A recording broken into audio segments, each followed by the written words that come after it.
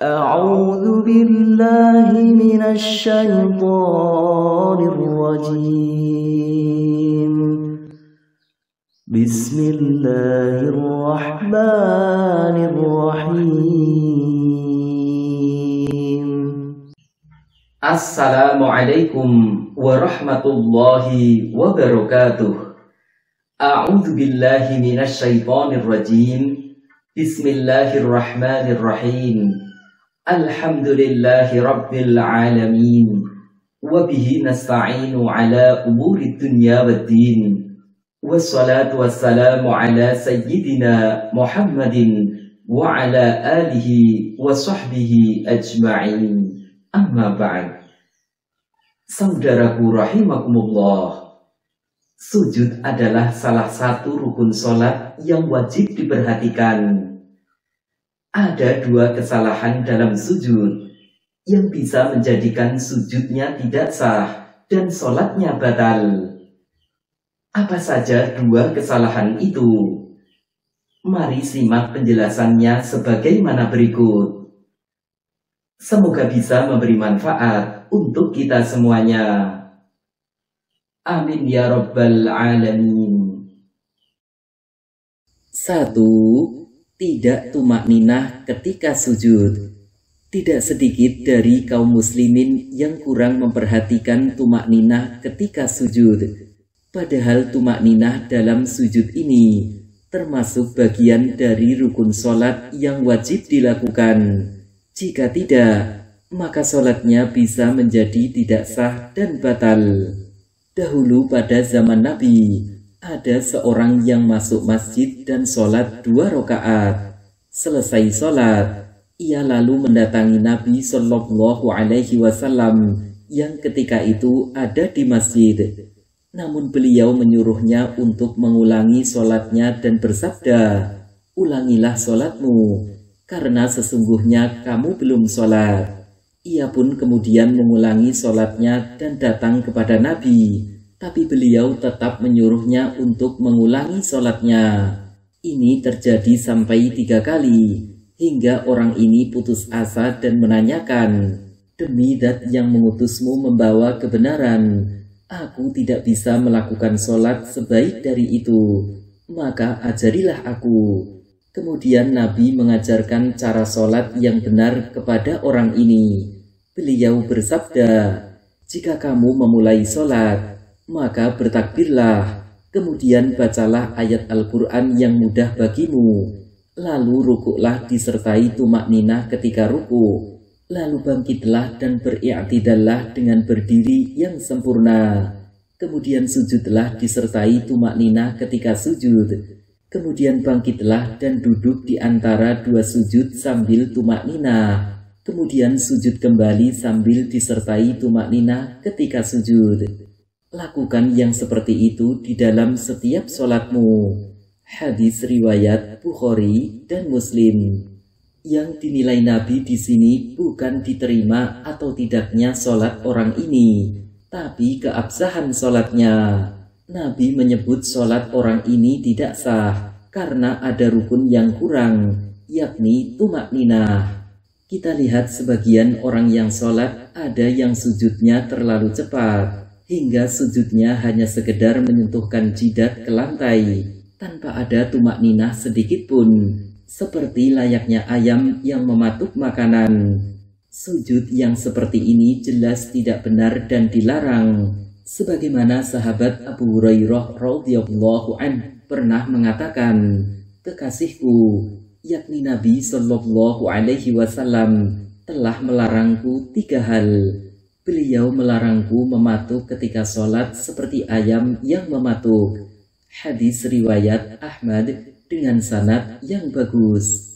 Bahkan karena terburu-buru, ada sebagian orang yang punggungnya sampai tidak diluruskan ketika sujud. Rasulullah Shallallahu Alaihi Wasallam telah mengingatkan hal ini, di mana beliau bersabda, "Allah tidak akan melihat seorang hamba yang tidak meluruskan tulang punggungnya ketika rukuk dan sujud." Hadis riwayat Ahmad dengan sanad yang bagus.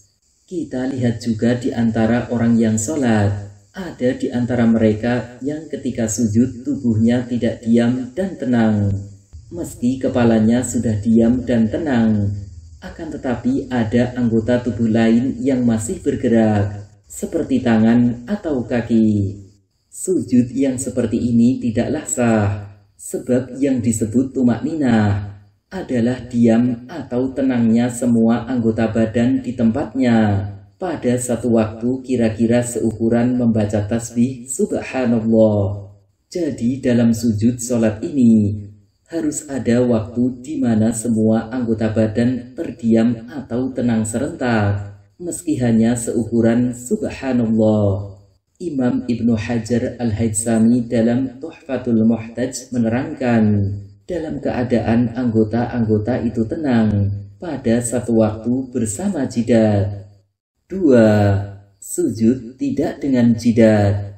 Tak jarang kita lihat sebagian kaum muslimin ada yang masih keliru atau kurang tepat ketika menempelkan jidat di tempat sujud.